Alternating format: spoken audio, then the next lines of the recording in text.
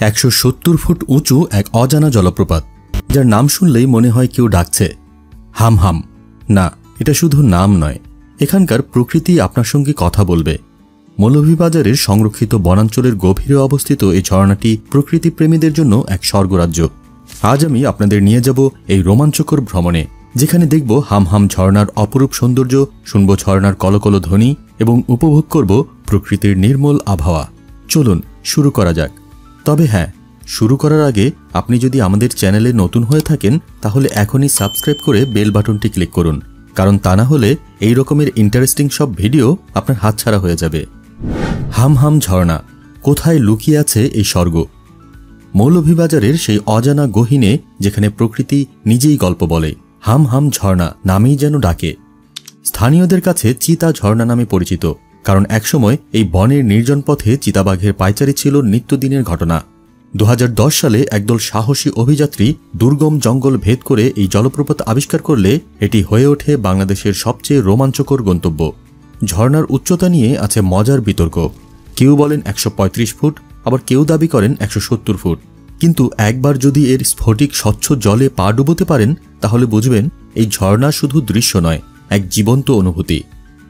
চারপাশে সারি সারি কলাগাছ, জারুল ফুলের সুবাস আর প্রজাপতির রঙিন খেলা আপনাকে নিয়ে যাবে এক জাদুকরী রাজ্যে, যেখানে প্রতিটি মুহূর্ত মনে হবে ডিজনির কোনো ফেয়ারিটেল থেকে উঠে আসা। যাত্রাপথ অ্যাডভেঞ্চার যে শুরু হয় রাত 5টায়। ভোর 5টায় শ্রীমঙ্গল বা কমলগঞ্জ থেকে যাত্রা শুরু করতে হবে, নইলে পথেই সূর্য আপনাকে পেয়ে বসবে।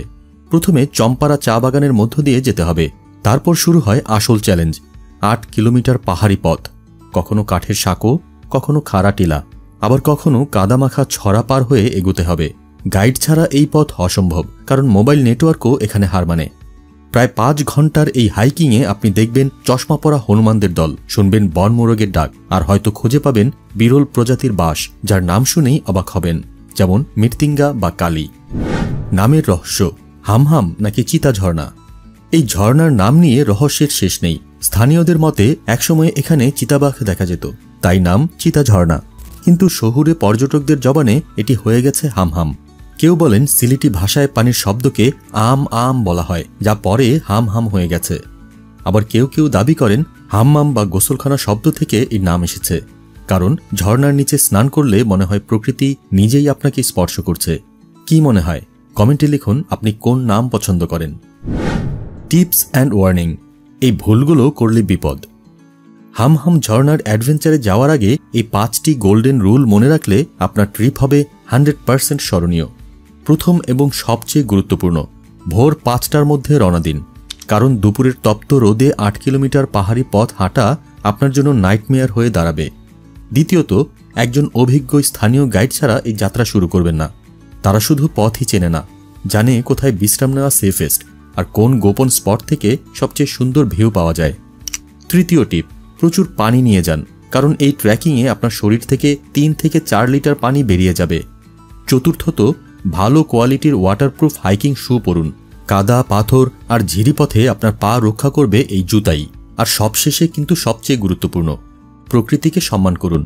প্লাস্টিক ফেলবেন না, বানরদের খাবার দেবেন না, কারণ এরা পরে আক্রমণাত্মক হয়ে ওঠে।